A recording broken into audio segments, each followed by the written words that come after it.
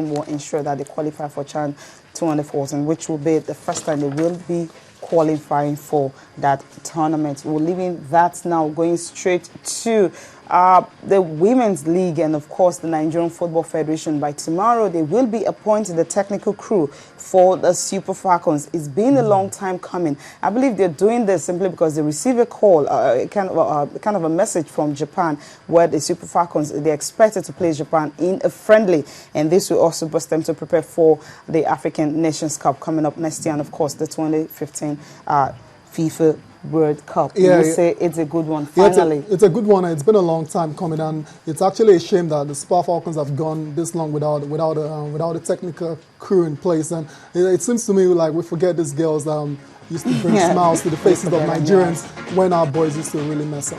Yes, exactly. And not only that, we have some coaches already lined up for it. The former coach of the Super Falcons, Sam Okpodo, is one of the coaches that is expected to take charge. And, of course, by tomorrow, we will be knowing from the Nigerian Football Federation who will be the new coach of the Super Falcons. And the match they're expected to, the international friendly matches they're expected to play will be September 22nd and 26th. That will be against Japan. Moving on now from there, of course, we will be reviewing the papers this morning, and we'll be reviewing the papers this morning. But before the paper review, we'll just take a break with this game, one of the games that were played at the weekend. That's the Rangers game. Performance so far. And Mecca is there with a cross, and Rangers Chukwuike just managing to get that one, and they shot. What a goal that was! What a absolute that was! What an absolute scorcher that was! How do you describe it? And well, the heroes of Segun Hamza just came to a very crashing end here. What a goal it was from Rangers International! Control it properly that time. He decides to go solo. And he still has the opportunity, but not any longer. He still seems to have the opportunity a third time. He should be able to do something with that ball. It seems prophetic that he does something with it. And that was headed. It is a goal. It is goal number 2 for Rangers. And who is that? And it is Chukwuike Meshach. He really steals it for Rangers now. And graceful Segun Hamza, stout Segun Hamza. And Okemo, they are applauding his boys.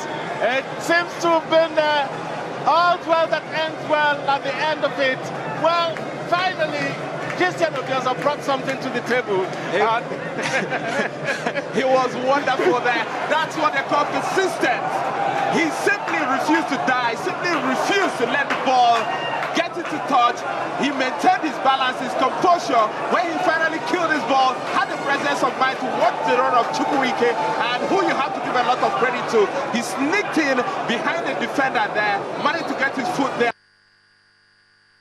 Okay, papers review now. We're starting with Soccer Star, and this one, Keshe insists on injured Shola Amobi. Of course, the guy said he's fit, and FIFA confirms Calabar for Eagles Malawi game, so it will not be played in the Abuja National Stadium as earlier expected, as once the stadium is ready. And live ban for players and officials, talked about that earlier. Mayoka appoints Finidi as coach. This is a good one. Udinese may loan Igalo to Watford, and Eneramo dismisses surgery report. Ike Uche injured, and Argentina's River Plate targets Eagles star.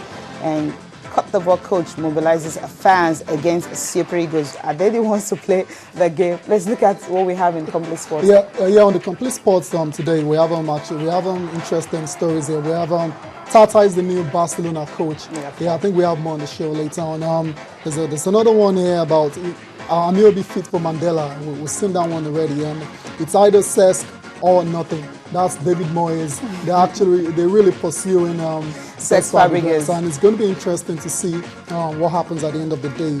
The other stories, Aminike happy to be back in action as well. He actually made his comeback a couple of days ago with a goal. It's good to see him back in action as well. Okay, moving on to the next paper now. What do we have next? Yeah, we're on the Sporting Life.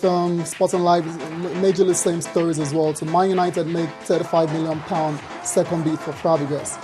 So Zenit offers 25 million for Daniel Odwamadi trains with AC Milan. That's a good one. Finally, his dream is coming true. Exactly, his dream is coming true. It's going to be very interesting to see if he actually makes the final cut for the Serie A season. And Henrik set for Barcelona job. That's the last one coming from Soccer Star. Well, too late because they already have a coach, right? These are the papers on review this morning. Still moving on the show. This man who has been appointed as the coach of Barcelona, I'm talking about Gerardo Martino, is the new Barcelona coach, becoming the third Argentine coach to be in charge of Barcelona. Now everyone is saying that he's a fan of Lionel Messi, and of course Lionel Messi will be the one in charge. How fun is that? What is interesting to me about this is Barcelona have actually... It's actually the fourth Argentine coach. You had three before who actually coached Barcelona. So there's the fourth. Yeah, but I was going to look at it from a different angle, because I think Barcelona have broken their recent cycle of actually promoting within from the ranks and the Dutch identity, because like you said, it's Argentine. It's different from the Dutch masters. Yeah, right. Because the last time a coach from Argentina actually coached Barcelona was 30 years ago. Exactly. So that's a long time. So the recent identity has been they've broken that. Is he going to change it? Yeah. Apparently he's a pupil of Marcelo Bielsa, and he actually identifies with the Barcelona philosophy. So I don't see much changes in the way Barcelona are going to play the game. Okay, what's happening to Soldado? You talked about him earlier. Yeah, Soldado apparently the chief executive of Tottenham is in Spain today to wrap up a deal for Soldado. We all know Tottenham they've been trying very hard to actually beef up the squad in pursuit of a fourth place finish this year, and they're trying to sign Soldado. They need that striker because Adebayo didn't really deliver for them last year, and it's rumored to be on the move to Besiktas. Okay, that's for transfer. All right, we talked about earlier on the headlines here. We said we'll be talking to Seth Bennett. That's the man, BBC commentator. We actually spoke with him yesterday via Skype when he was talking about Chris Froome, how he grew up in Kenya, and of course he trained in South Africa, and finally he became a tour champion, becoming the first African-born British man to win a tour. We'll just link up with him right now.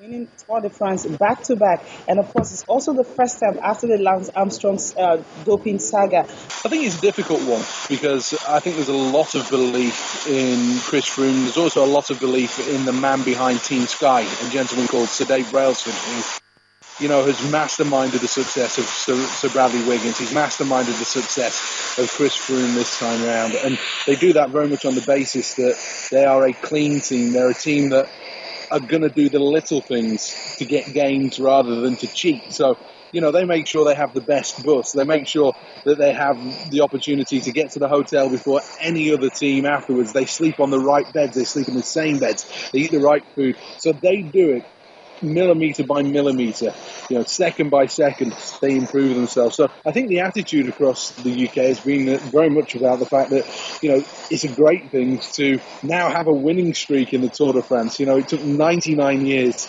to get the first one, and all of a sudden 1 year on we have two. So at good times, and the prediction is Chris Froome could be right at the very top of Tour de France cycling for maybe the next 5-6 years. Chris Froome, he's the first cyclist winning it after the Lance Armstrong doping saga. How are they taking it? Because he said he was tested close to 20 times, and people keep asking questions, is he clean?